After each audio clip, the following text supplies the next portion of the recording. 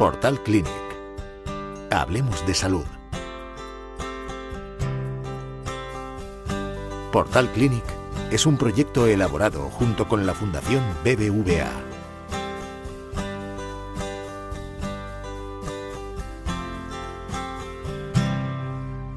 Buenas tardes a todos los profesionales del grupo y la Fundación BBVA y gracias por asistir a este encuentro digital de Portal Clinic. Agradeceros también vuestra participación al hacernos llegar vuestras dudas, vuestras preguntas a través de la web del hospital. Hoy vamos a conversar sobre el ictus, su tratamiento actual y cómo prevenirlo. Para ello tenemos el placer de contar con la participación de los neurólogos Xavier Urra, encantada, gracias por estar con nosotros, Arturo Renú, muchas gracias. Y con la experiencia de Ana Casado, que es una paciente que tuvo un ictus hará más o menos 2 años y medio, ¿verdad, Ana? Sí, buenas tardes. Gracias por estar con nosotros. La dinámica del encuentro va a ser la siguiente. Los usuarios nos habéis hecho llegar diferentes preguntas que hemos agrupado en diferentes bloques, pero antes de empezar con estas preguntas, me gustaría destacar una cifra relevante en torno a esta enfermedad. Se dice que cada minuto, me gustaría destacar, ¿no? Cada minuto que pasa en un ictus se pierden 2 millones de neuronas. Una cifra pues que no nos deja indiferentes. En este caso, ¿qué significa la palabra tiempo cuando hablamos de un ictus? Bueno, pues como has dicho, tiempo es cerebro en el ictus, porque precisamente conforme pasa el tiempo, la lesión cerebral causada por el ictus va creciendo y eso se ha cuantificado, tal como has dicho, en aproximadamente 2 millones de neuronas por minuto. Eso es una media, no hace falta que nadie, si está algún espectador ha tenido un ictus, que se alarme por ello, pero es así, de media en un ictus se pierde esa cantidad de células cerebrales. ¿Por qué ocurre eso? Pues porque el cerebro es un órgano magnífico, pero para ello necesita mucho combustible que en este caso es la sangre que le aporta el oxígeno y la glucosa que necesita el cerebro para funcionar. Solo funciona con esos 2 componentes. Entonces, cuando hay una interrupción en la llegada de sangre al cerebro, falta oxígeno, falta glucosa y el cerebro deja de funcionar adecuadamente, por eso puede dar diferentes síntomas de los que luego hablaremos. Y si eso no se cura, no se restablece la circulación, puede llegar a morir y dejar pues, unas secuelas más permanentes. Ahora, si queréis, vamos a pasar al bloque de preguntas. Empezamos por unas preguntas generales. En este caso, Jaime pregunta ¿qué relación existe entre un aneurisma cerebral y un ictus? Y pregunta, ¿puedo tener un ictus si me he extirpado el aneurisma cerebral? Un aneurisma cerebral, para que lo podamos entender, es como una pequeña malformación que ha tenido lugar en las paredes de las arterias porque hay una zona que se ha debilitado y se ha formado esta pequeña malformación, que es como una pequeña protuberancia que hace que estas paredes sean muy frágiles. La consecuencia que puede tener un aneurisma es que si se rompe por la debilidad de estas paredes de las arterias, tendrá lugar una hemorragia cerebral, concretamente un subtipo de hemorragia cerebral, que puede tener sus consecuencias, ¿de acuerdo? Digamos que el aneurisma provoca un subtipo de ictus. Como indica Jaime, si el aneurisma está solucionado y está tratado, la probabilidad de que este aneurisma pueda dar nuevos problemas es prácticamente cero, es muy baja.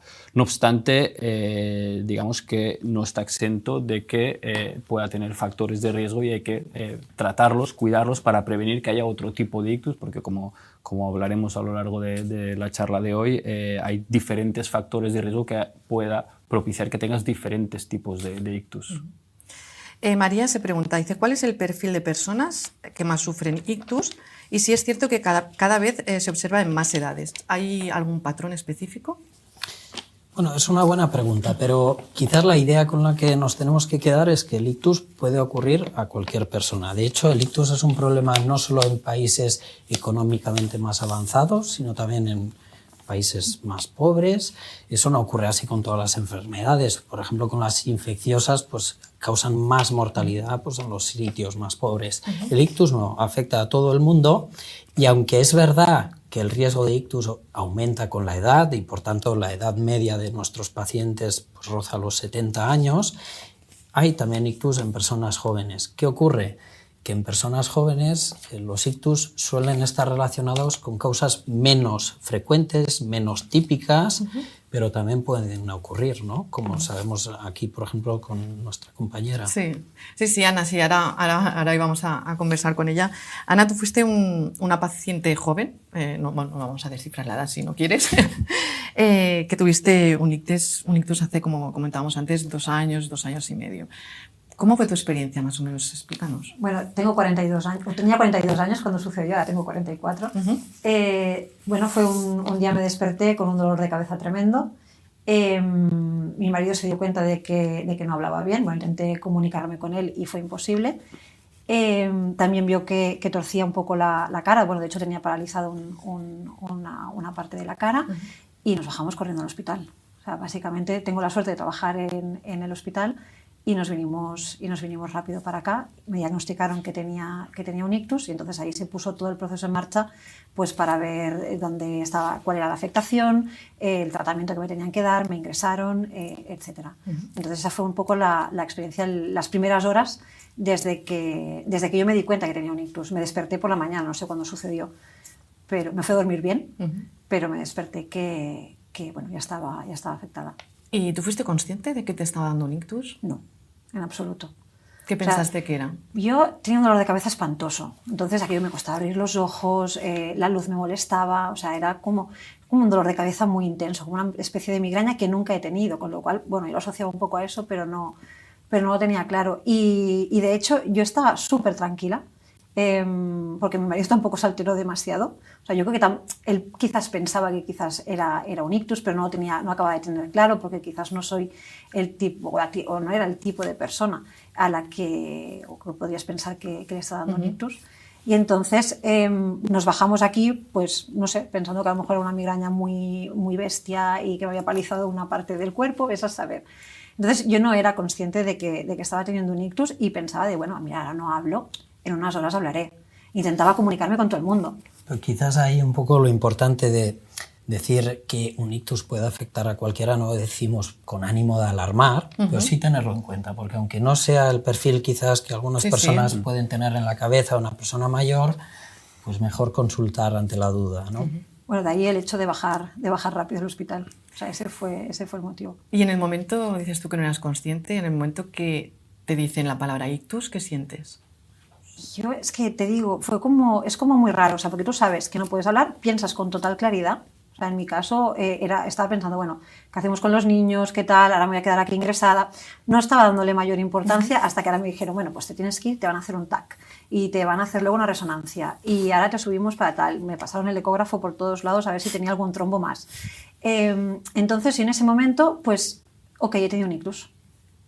Ya me recuperaré, ¿sabes? Es como muy naif el pensamiento en mí. No me asusté en ese momento. Luego sí, o sea, en el momento que estaba ingresada al principio no me asusté en exceso, pero sí que es cierto que a medida que iban pasando las horas ibas pensando, bueno, quizás no... Bueno, a ver cuándo sales de esto.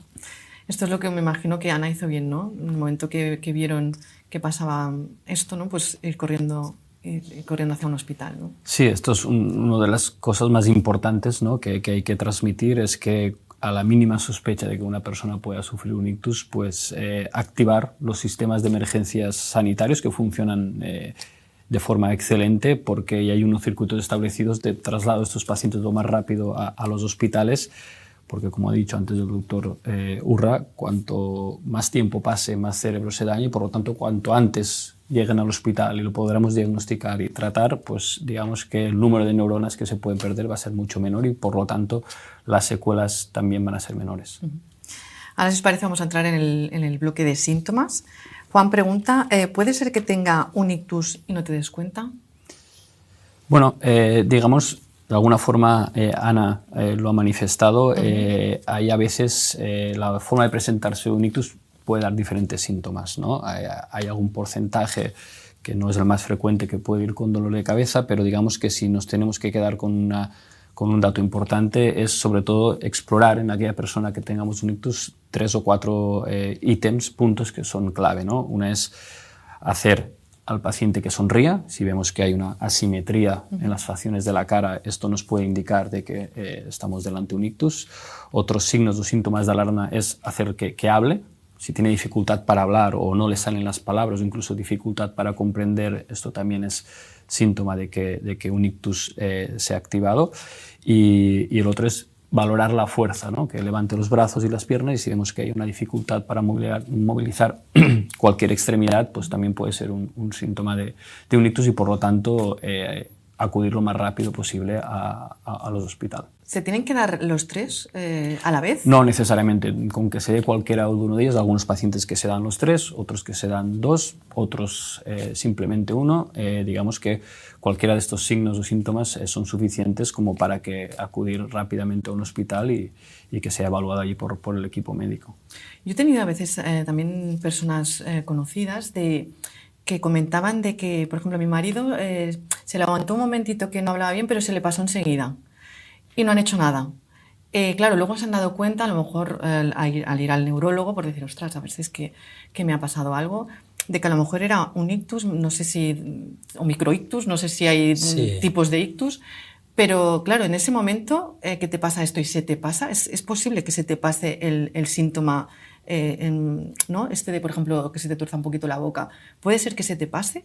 El mensaje sería, ante la duda, mejor consultar, porque sí que hay ictus leves o incluso transitorios, que se denominan ataque isquémico transitorio, que tienen la ventaja, por supuesto, de que no dejan secuelas, pero que la causa es la misma que causa ictus más graves, y por tanto el estudio que hay que hacer en cuanto a diferentes causas, ajustar el tratamiento médico si lo requieren, es el mismo. Por tanto, el mensaje sería: cualquier síntoma brusco de problemas para hacer cualquier función cerebral. Los más frecuentes son los que decía el doctor Renú, pero también puede ser un problema de visión, de sensibilidad, del equilibrio.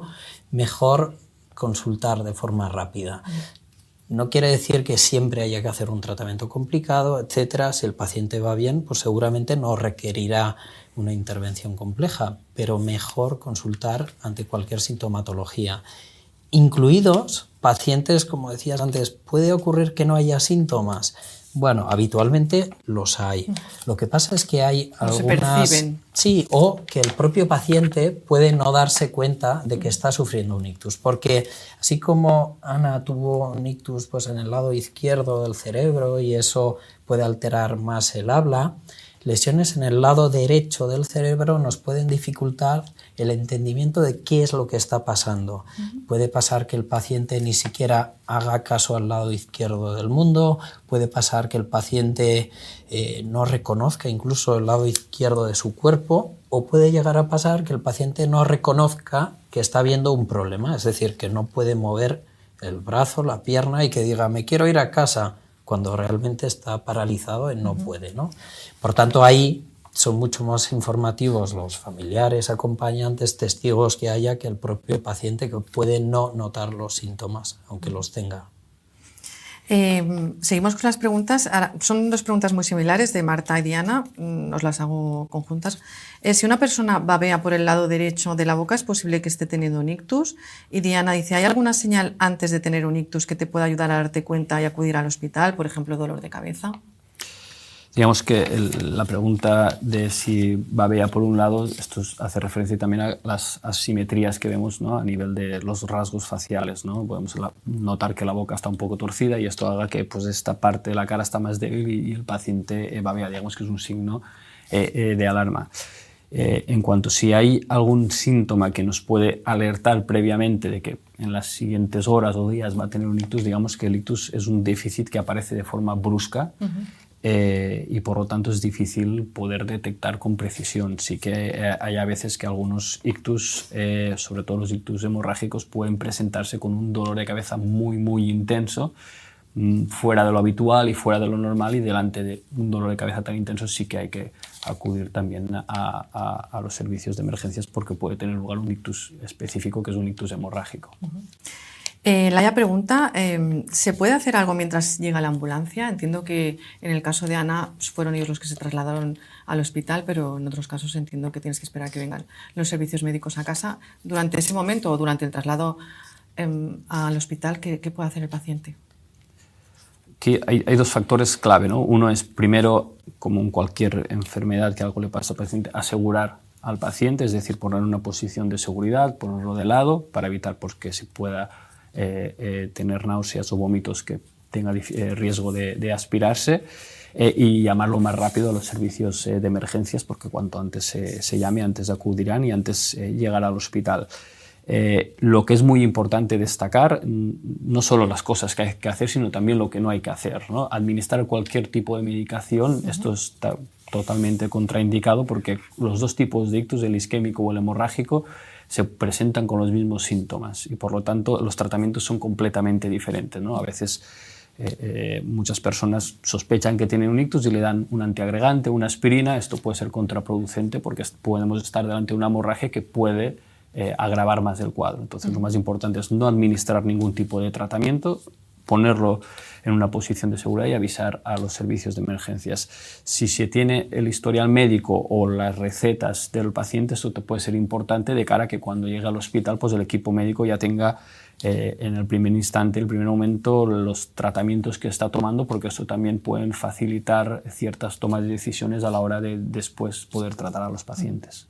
Quizás son momentos de mucho estrés y quizás eso, recalcar que simplemente informar bien al equipo médico que vaya de antecedentes relevantes, si toma o no alguna medicación que sea anticoagulante y exactamente cuándo han empezado los síntomas es quizás lo que más nos puede ayudar después cuando llegan al hospital.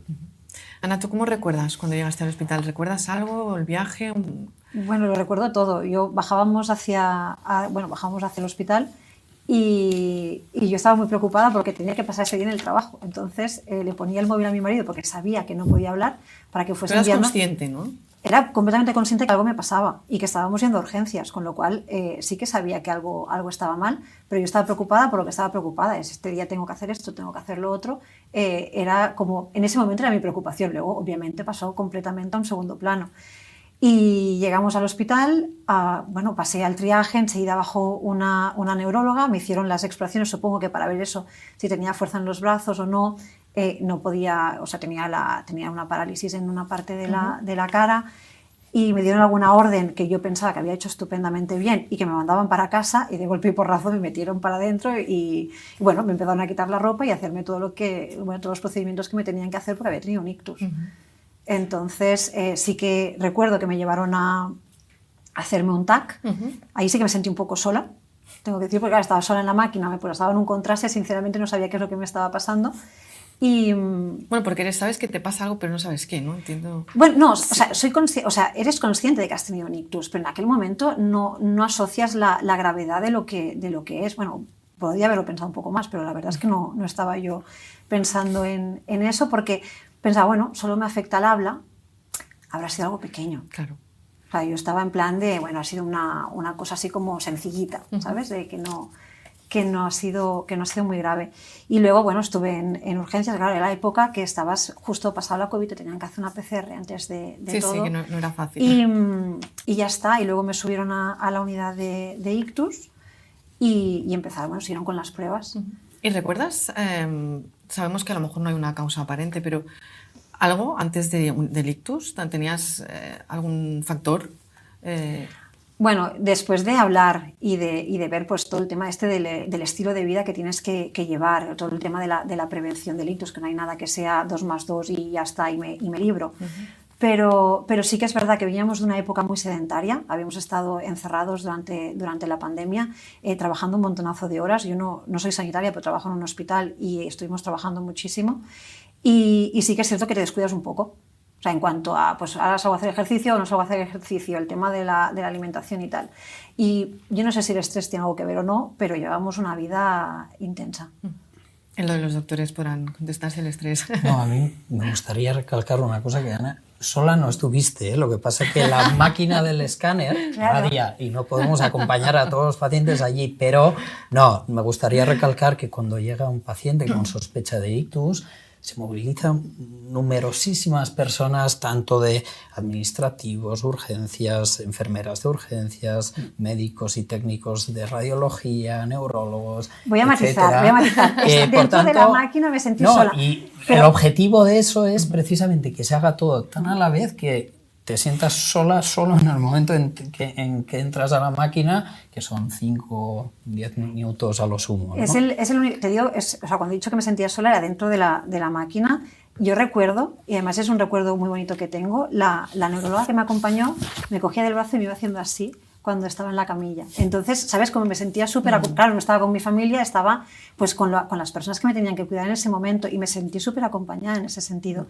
Y hablando con los camilleros, yo intentando decirles que trabajaban en el hospital y no había manera de comunicarme con ellos. Y me decían, ¿trabajas aquí? Y yo, sí. ¿Dónde? No, es que el impacto, ¿no?, psicológico, ¿no?, de un ictus y también de cualquier otra enfermedad, ¿no?, pero ¿no?, en el impacto psicológico ¿no?, de sabes que te está pasando algo, luego le ponen nombre y apellidos, bueno, ¿no?, es curioso, ¿no?, para el paciente no es un momento fácil. De todas formas es lo habitual, que el ictus no avise, o sea, lo que pasó a Ana es lo más habitual. En algunos casos hay un ictus transitorio previo, que por supuesto debería hacer, como hemos dicho antes, consultar al paciente, pero lo más habitual es que no haya un desencadenante claro. Claro, por eso también todos nos sentimos un poco vulnerables y luego a ver si podemos en prevención un poquito curarnos, ¿no?, todos para poder evitar, si es que se pueden evitar los ictus. Entramos en el bloque de tratamiento. Mamen pregunta, más allá de los tratamientos farmacológicos que evitan que se formen coágulos, ¿se conocen otro tipo de tratamientos?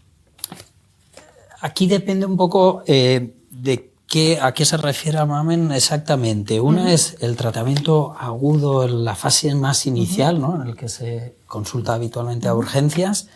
Y aquí sí que es cierto que cuando se hace un escáner y se descarta una hemorragia, un sangrado en la cabeza y por tanto estamos ante un ictus isquémico, hay dos tratamientos que se pueden intentar hacer. Uno es un fármaco que intenta disolver ese trombo y por tanto restablecer la circulación, y el otro, que sobre todo se utiliza en ictus más graves en los que la arteria que está obstruida por el trombo es más grande, más importante, es hacer un cateterismo para intentar llegar desde la ingle hasta el lugar que está obstruido y sacarlo con diferentes dispositivos.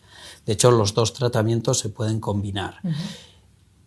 Después otro asunto es, después de esa fase inicial en la que el único tratamiento es intentar desobstruir la arteria con un fármaco o con un dispositivo, es si se refiere al tratamiento ya preventivo después de un ictus, que se mezcla un poco con la misma prevención que se puede hacer antes, que sí que suele incluir un fármaco que actúa reduciendo la tendencia de la sangre a formar trombos, pero que además se acompaña de otras muchas medidas que podemos hablar después, de estilo de vida, de control de tensión, de diabetes, etcétera, que probablemente sean incluso más importantes que el propio fármaco que actúa sobre la trombosis. Esther pregunta, ¿siempre que se produce un ictus se retira el coágulo del cerebro? Bien, como decía antes, depende de muchos factores. Por supuesto que nosotros el mensaje que tenemos que dar a las personas es que siempre que haya un ictus consulten, pero luego ya el tratamiento específico se decide en el hospital en base a muchos factores, entre los que destacan pues, la gravedad del ictus, el que lo ha causado, ¿no? Es decir, si es un trombo pequeño, habitualmente eso no es tratable mediante un cateterismo, sino mediante fármacos. También hay que tener en cuenta las contraindicaciones que puede haber para cada uno de estos tratamientos. Por ejemplo, personas que tienen un alto riesgo de sangrado porque tomen anticoagulantes o porque tengan algún antecedente especial, pues tampoco recibirían el tratamiento farmacológico ese porque es muy potente. Entonces, no en todos los casos se tratan, pero eso no lo sabemos a priori. Por tanto, lo mejor es ir al hospital y ahí se decidirá cuál es el mejor manejo en cada caso. Fran pregunta, ¿se están estudiando alternativas de tratamiento como por ejemplo terapia genética o algún indicativo a nivel genético que pueda predecir el riesgo de tener ictus para actuar de manera preventiva? Digamos, contestando inicialmente a Fran sobre el impacto de la genética, digamos que la influencia de la genética en el ictus es menor, no como en otras enfermedades. Sí que hay un porcentaje, pero muy pequeño, que puede estar asociado a factores genéticos, pero generalmente más del 90% se debe a otros factores que más adelante hablaremos de ello, y por lo tanto no hay una terapia genética dirigida en este momento. Sí que es importante destacar, ¿no? y lanzar un mensaje esperanzador, que en los últimos años, en la última década, el tratamiento de ictus ha experimentado una revolución. Estos dos tratamientos que explicaba el doctor Urra, tanto el tratamiento por vena o con los dispositivos, digamos que hace 10-15 años todavía no estaban en la práctica clínica, y ahora son habituales y los hacemos de forma muy frecuente. Igual que en estos últimos 10 años hemos avanzado mucho en estos tratamientos, también se está trabajando en otro tipo de terapias, ¿no? Y sobre todo en las terapias que llamamos terapias cerebroprotectoras o neuroprotectoras, es decir, pacientes cuando sufren un ictus, aparte de realizar estos tratamientos y está indicados, pues están estudiando otro tipo de opciones, tratamientos que nos ayuden a proteger al cerebro delante de un ictus, y por lo tanto a que estos tratamientos disminuyan la cantidad de cerebro que se daña, y por lo tanto con ello las secuelas que puedan tener los pacientes. Por lo tanto, estamos en una situación de que ahora mismo cada vez se está investigando más, y los futuros caminos irán en esta dirección, en buscar moléculas que nos ayuden a mitigar el daño o el impacto que tiene el ictus en el cerebro. Ana, ¿tú sigues algún tratamiento? Sí, ahora estoy con tomo ácido acetil salicílico y un protector estomacal, y luego atorvastatina, porque tenía el colesterol alto. Cuando me hicieron la analítica, cuando llegué al hospital, el colesterol estaba por encima del límite establecido.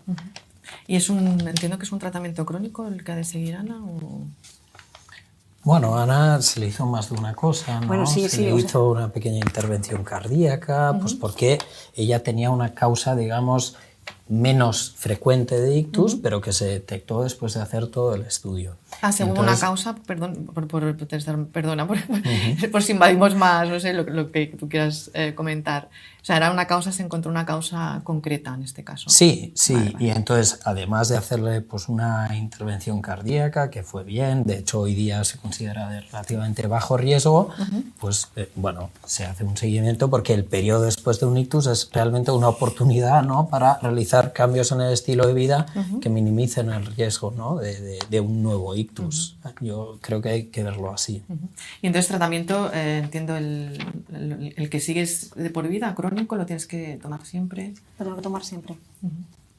Ahora, o sea, son las pastillas, pasas a llevar un pastillero con todo lo que te tienes que tomar cada día, que por suerte son pocas cosas.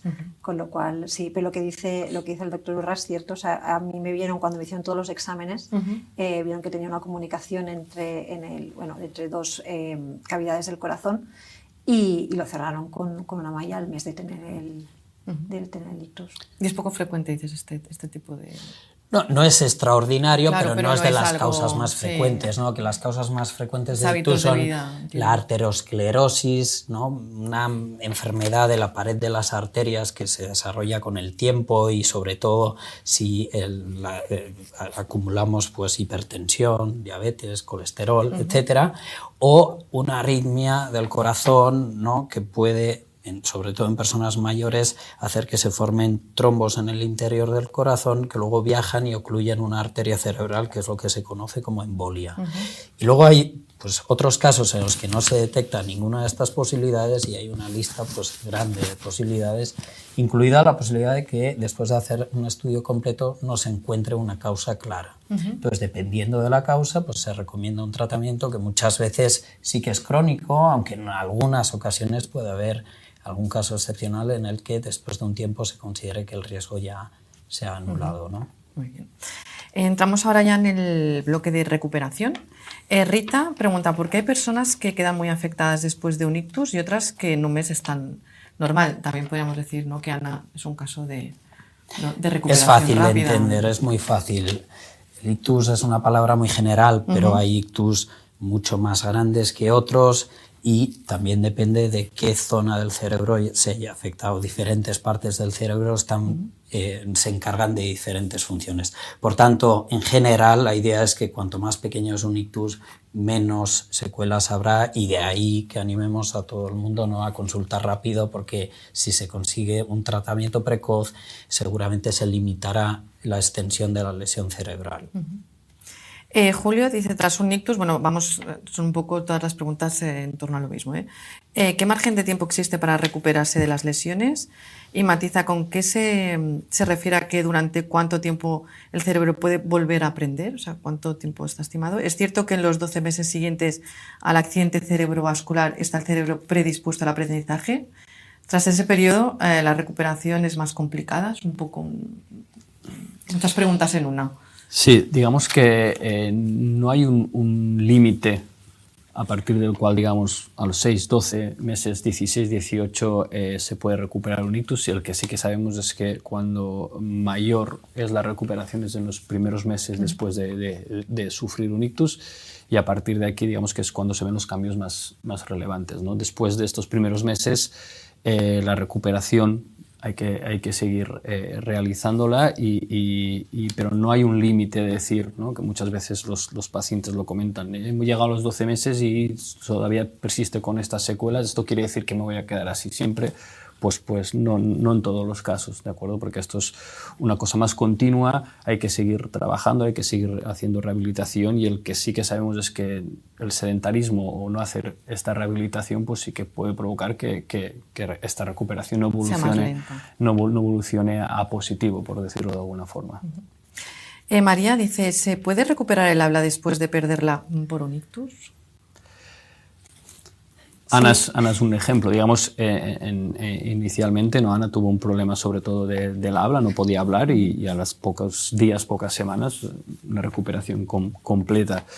Como ha dicho antes el doctor Urra, esto depende de la gravedad, de la extensión y de la localización de la lesión que tenga en el cerebro, y por lo tanto hay muchos pacientes que se recuperan y otros que puede haber una recuperación parcial, pero que no les impide ser completamente autónomos o independientes en su vida a día dentro de estas pequeñas limitaciones que puede haber. Pero todo depende de la gravedad del ictus y del territorio cerebral que afecte. Ana, ¿a ti te afectó el habla? Bueno, sobre todo al principio lo que no podía hacer era hablar, ni hablar ni comunicarme. O sea, de hecho, me dejaron un teléfono móvil que podía consultar cosas y tal, pero intentaba escribir mensajes para avisar de cosas. O sea, había quedado para cenar con unas amigas y era imposible comunicarme con ellas porque lo que escribía no tenía sentido. O sea, dentro de mi cabeza sí, estaba tocando las teclas que yo pensaba que tenía que tocar, pero escribía auténticas barbaridades, bueno, cosas sin sentido. Pero tuve mucha suerte, al día siguiente ya vi que podía comunicarme y al cabo de pocos días, justo antes de darme el alta, podía hablar con normalidad. O sea, que en ese sentido tuve mucha suerte. No necesitaste rehabilitación, o sea, fue logopedia o nada, ¿no? Por ti sola me refiero. Lo único, bueno, me iban haciendo pruebas cada día de decir palabras que empezaban un día con P, decir trabalenguas y cosas de esas, a ver si era capaz de hacerlo. Y sí que recuerdo una logopeda que me pasó un panel con un montonazo de imágenes para que dijera la palabra que era, bueno, lo que era el objeto. Y había cosas que me salían en castellano y había cosas que me salían en catalán. O sea, dice, no, dilas en el idioma que tú consideres que tienes que decirlas o en el que te salga. Y lo que me dijo es, ten muy en cuenta que a lo mejor ahora no eres capaz de hablar tan rápido o no eres tan elocuente como puedes serlo habitualmente. Y entonces dice, si no eres una palabra, sáltatelo. Dice, tú continúa la conversación y ya te volverá. ¿Sabes? Era un poco, te daban como una especie de tablas para poder tirar adelante en tu día a día. Como digo, tuve muchísima suerte y me recuperé muy rápido. Perdona. No, simplemente eso, que tuve suerte, pero me dieron las herramientas un poco para salvar estos pequeños obstáculos que tenía. Y después de 2 años y medio que comentabas que te ha dado, ¿notas algo diferente o no? No. Todo igual. No, la verdad es que tuve muchísima suerte, es lo que digo siempre. No sé si el ictus fue pequeño o no fue pequeño, dónde me afectó y tal, pero la verdad es que me recuperé muy rápido. Y esto para mí y para la familia obviamente fue fenomenal. Entramos ya en el último bloque, prevención. Carmen pregunta, ¿la predisposición al ictus se puede heredar? Mi abuela y mi madre tuvieron un ictus, ¿se puede hacer alguna cosa para prevenirlo? A ver, lo que le diría a Carmen es que no es excepcional que siendo el ictus tan frecuente, pues 2 personas de la misma familia tengan un ictus, sobre todo en edades avanzadas. Por tanto, no hay que alarmarse especialmente por eso. El doctor Renú explicaba antes que no hay muchas causas genéticas del ictus, sobre todo refiriéndonos a un gen que esté alterado, que haya una mutación en un gen que se asocie al ictus. Eso es muy infrecuente, solo hay algún síndrome infrecuente en el que ocurre eso. Sí que es cierto que diferentes familias, por acúmulos de diferentes genes, pueden tener más predisposición al cáncer, otras personas más predisposición a enfermedades circulatorias, como el ictus, pero eso no debe alarmar demasiado. Las recomendaciones de prevención para Carmen serían las mismas que recomendaríamos para cualquier otra persona que no haya tenido un ictus, pero donde sí que recomendamos un estilo de vida saludable. Porque una pregunta me acaba así como de surgir. Si te ha dado un ictus, ¿te puede dar otro ictus? Sí. Sí, el claro. riesgo después de un ictus es un poco mayor que en la población general y de nuevo ahí, por tanto, es una oportunidad donde hacer todos los cambios que haga falta de estilo de vida saludable, evitar sedentarismo, una dieta lo más sana posible, lo más parecida a la dieta mediterránea clásica, evitar tóxicos, etc. Las otras dos preguntas son lo mismo. ¿Recomendable dar tratamiento preventivo para ictus si uno en tu familia hay antecedentes? ¿O se recomienda solo si las analíticas no salen bien? Y Nora, si existe alguna medicación para prevenir el ictus o simplemente se trata de hacer vida sana. En relación a lo que dice Nora, es importante, pero aquí yo daría un matiz, ¿no? Esto que califica ella de simplemente hacer vida sana es algo que, si preguntamos al 90% de la sociedad, no habrá casi nadie que lo haga, ¿no? Esto de que simplemente hacer vida sana implica no hacer una dieta, sino hacer una dieta correctamente, tener actividad física y digamos que de alguna forma tener los factores de riesgo que pueden propiciar un ictus controlados, como pueden ser la tensión, el colesterol, el azúcar, la diabetes y los factores que pueden facilitar que tengamos un ictus. Por lo tanto, digamos que a partir de ciertas edades sí que se recomienda pues, que si estos factores son más propensos pues, a que aparezcan y por lo tanto tenerlos controlados, ¿no? Y hacer pues seguir el tratamiento que el médico paute, pero sobre todo en el ictus donde se consigue un mayor impacto. Está claro que los tratamientos avanzados es en la prevención. O sea, la prevención es lo que mejor nos puede proteger de un ictus. Si tenemos los factores de riesgo, los mantenemos a raya y bien controlados y una vida correctamente saludable, el riesgo de sufrir un ictus disminuye muchísimo. O sea, que es difícil, pero que tenemos la motivación de que es incluso más tratamiento que lo que le pautamos cuando van al médico. Es lo que le iba a preguntar a Ana, que si te puedes llegar a aplicar, ¿no? Porque es verdad que el estilo de vida saludable lo intentamos llevar todos, pero después de haberte dado un ictus, ¿te has dado la segunda oportunidad? Entiendo, no sé si harás ejercicio, el estrés, no sé cómo lo llevaremos. Bueno, el estrés no ha salido como un desencadenante, con lo cual lo dejaremos a raya. Aparcado. Exacto. La dieta tiene que ser lo más sana posible. O sea, eso que lo que decía el doctor Renou, que es que si le preguntas al 90% de la población, probablemente, pues eso, no llevan un estilo de vida saludable. Pero es intentar hacer el máximo posible. O sea, es intentar llevar una dieta sana. Obviamente siempre hay deslices, pero intentar hacer ejercicio, caminar, es lo que me recomendaron que hiciera cuando salí del hospital, es ves a caminar. O sea, no puedes hacer un ejercicio muy intenso, dice, pero sal a caminar y a dar paseos porque es bueno para ti. Esto es lo que intentamos hacer, claro. No, los consejos están muy bien, lo difícil luego, ¿no? Es aplicarlos, ¿no? Que parece fácil, pero luego el día a día no sé, es complicado seguirlos. También.